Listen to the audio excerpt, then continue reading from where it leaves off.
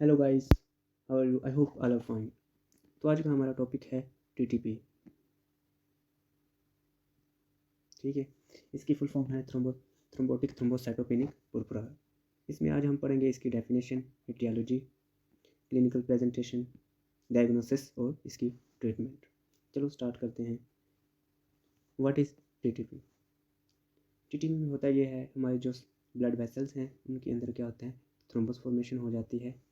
जब thrombus formation होती है तो उसके नतीजे में क्या होता है, जो हमारा ब्लड है वो हमारे ऑर्गन को प्रॉपरली नहीं मिलता, जिसकी वजह से फिर हमें सिम्टम मिलते हैं। जिसकी वजह से क्या होता है, हमारा एंड ऑर्गन डैमेज हो जाता है, जिसमें हमारा ब्रेन आ जाता है, हमारी आइज़ आती हैं, हार्ट आता है और किडनीज आती हैं। इसके साथ एक और कॉन्सेप्ट है यहाँ पे। कॉन्सेप्ट ये है, जब हमारे ब्लड जो देखो ये मूव कर रहा है, हमारा ब्लड जो है सही, जब ये हमारे ये थ्रोम्बस हैं, जब ये इनके साथ आरबीसीज जो हैं वो क्रैश होंगे तो हमारे पास ये ब्रेक डाउन होना शुरू हो जाएंगे फ्रेगमेंट्स में। सही है, इसको हम कहते हैं हीमोलाइसिस। ठीक है, अगर हम इसको एक्यूरेट टर्म दें तो ये होती है मैक्रो एंजियोपैथिक हीमोलिटिक अनीमिया। सही है, क्योंकि इसमें क्या हो रही है, हीमोलाइसिस हो रही है, इसलिए हम इसको कहेंगे haemolytic anaemia. Small blood vessels के अंदर हो रही है तो इसको कहेंगे मैक्रो एंजियोपैथिक हीमोलिटिक अनीमिया। मैंने इसलिए यहाँ पर कॉन्सेप्ट क्लियर कर दिया क्योंकि आगे हीमोलाइसिस की टर्म यूज़ होगी तो आप कंफ्यूज ना हो। ठीक है, अब हम बात करते हैं इसकी एटियोलॉजी की। तो एटियोलॉजी में क्या होता है कि हमारे पास डेफिशिएंसी हो जाती है एंजाइम की, जिसका नाम है एडम TS13 की। इसकी डेफिशिएंसी हो जाती है इस एंजाइम की। अब बात करें इस एंजाइम का फंक्शन क्या है, तो इसका फंक्शन ये होता है, सपोज कर लो ये वॉन विलेब्रेन फैक्टर है। सही, ये इसकी मल्टीमर फॉर्म है, ये इसको ब्रेक करता है स्मॉल फॉर्म में। ठीक है, छोटे छोटे हिस्सों में ब्रेक डाउन करता है। किसका फंक्शन है ये? एडम TS13 का फंक्शन है। सही है, अगर इसकी डेफिशिएंसी हो जाएगी तो क्या होगा, हमारा जो वॉन विलेब्रेन फैक्टर है वो मल्टीमर फॉर्म में रहेगा। सही है, और ज़्यादा से ज़्यादा क्या करेगा, प्लेटलेट्स को अपनी तरफ अट्रैक्ट करेगा और ज़्यादा से ज़्यादा क्या करेगा, एग्रीगेट करके थ्रोम्बस फॉर्मेशन होगी। सही है, अब जो हमारे पास जो टीटीपी है वो इनहेरिटेड भी होता है। क्या हो जाती है, हमारे पास जो एडम TS13 की डेफिशिएंसी हो जाती है इनहेरिटेड, और फिर उसके अलावा ये क्या होता है, एक्वायर्ड भी होता है। कुछ कॉज ऐसे होते हैं जो कि इसको एक्वायर्ड फॉर्म में भी लेके आते हैं, जैसा कि हमारे पास कुछ ड्रग्स आ जाते हैं, कुछ एसोसिएशन आ जाती है, ऑटो एंटीबॉडीज़ बन जाती हैं इसके अगेंस्ट। ठीक है, एंजाइम के अगेंस्ट। तो मैंने आपको बता दिया कि इसका फंक्शन क्या होता है एडम TS13 का। चलो अब हम बात करते हैं जो कि एसोसिएशन है, जो कि एक्वायर्ड फॉर्म करवाती हैं। तो उसमें सबसे पहले आ जाती है SLE। ठीक है, SLE, ये देखो ये हमारे पिक्चर में ये एक रैश, बटरफ्लाई शेप जो है, ये एक रैश बना हुआ है, ये SLE की क्लासिकल सिम्टम है। हाँ, इसको जब बटरफ्लाई शेप रैश देखेंगे तो हमें पता चल जाएगा कि ये SLE है। फिर हमारे पास मैलिग्नेंसी आती है, जिसमें हमारे पास ज़्यादातर जो है वो GIT की मैलिग्नेंसीज होती हैं। ब्रेस्ट कैंसर होता है, प्रोस्टेट कैंसर होता है, उसके अलावा प्रेगनेंसी भी एसोसिएट होती है एड्स पेशेंट में, और ड्रग्स। हाँ, यहाँ पर मैं आपको बता देता हूँ कौन कौन से ड्रग्स हैं। सबसे पहले हमारे पास आता है साइक्लोस्पोरिन,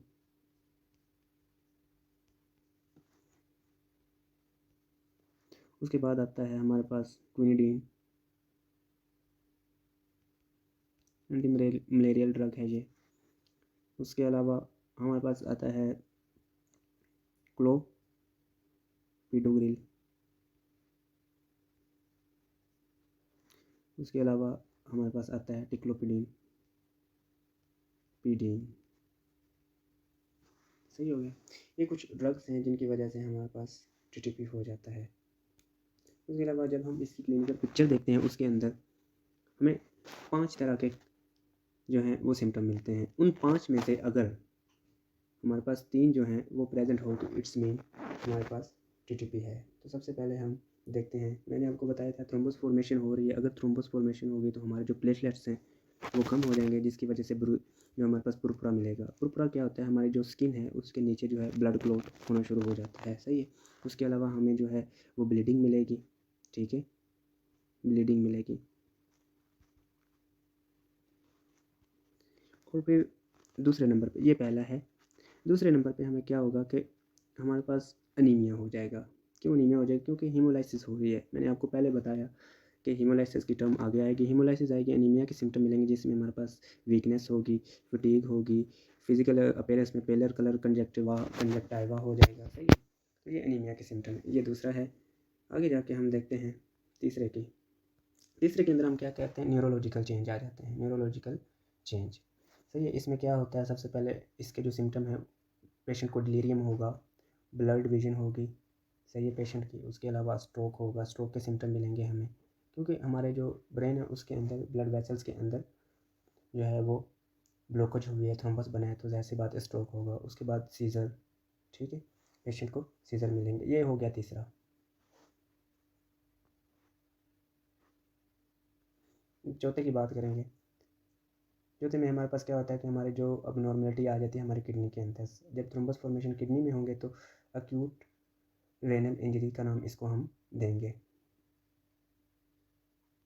ठीक है। उसके अलावा ये चौथा है। उसके अलावा पांचवा ये है कि हमें फीवर मिलेगा पेशेंट के अंदर, ठीक है। ये जो 5 मैंने बताए हैं, जैसा पहले मैंने बताया कि थ्रोम्बोसाइटोपिनिया हो जाएगी, प्लेटलेट्स कम हो जाएंगे। दूसरे नंबर पे हमारे पास जो है वो हेमोलाइसिस हो जाएगी। तीसरे नंबर पे हमारे पास न्यूरोलॉजिकल सिम्टम मिलेंगे। चौथे नंबर पे एक्यूट रेनल फेलियर और पाँचवें पे फीवर। इनमें से अगर 3 हमें मिल गए, कोई भी 3, तो इसका मतलब है कि हमें टीटीपी है। सही है। अब हम बात करते हैं, मैंने एक बात करनी थी, जो टीटीपी है और हस, ये ऑलमोस्ट सिमिलर होते हैं, इनके सिमिलर सिम्टम होते हैं। जो थोड़ा बहुत डिफ्रेंशिएट होगा वो मैं अभी आपको बता देता हूँ।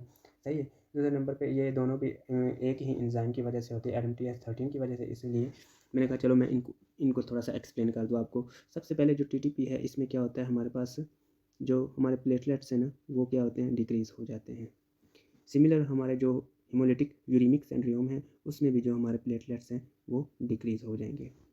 अच्छा, हीमोलाइसिस जो है,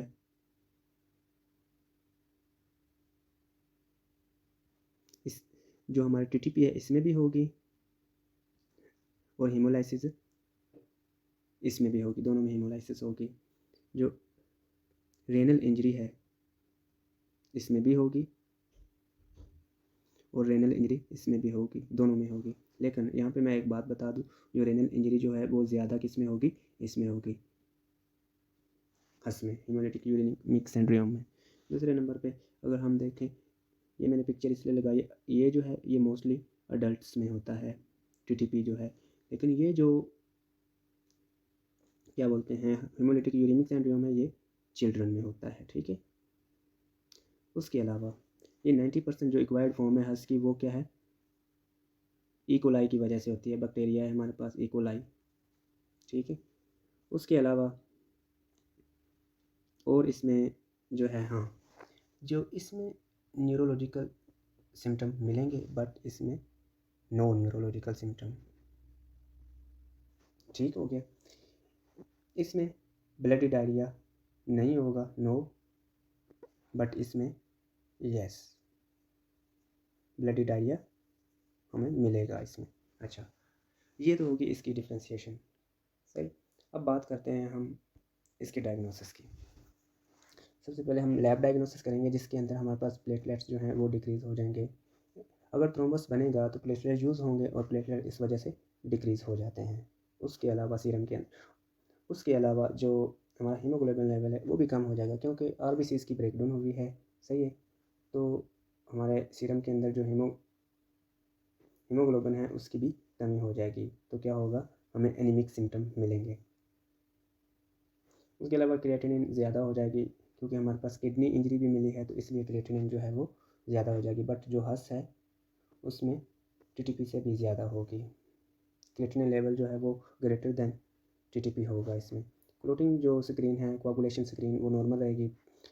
पार्शियल थ्रोम्बन टाइम जो है वो, और प्रोथ्रोम्बन टाइम जो है वो हमारे पास नॉर्मल रहेगा। सॉरी, ये पार्शियल थ्रोम्बोप्लास्टिन टाइम है और ये प्रोथ्रोम्बन टाइम, ये जो है दोनों नॉर्मल रहेंगे।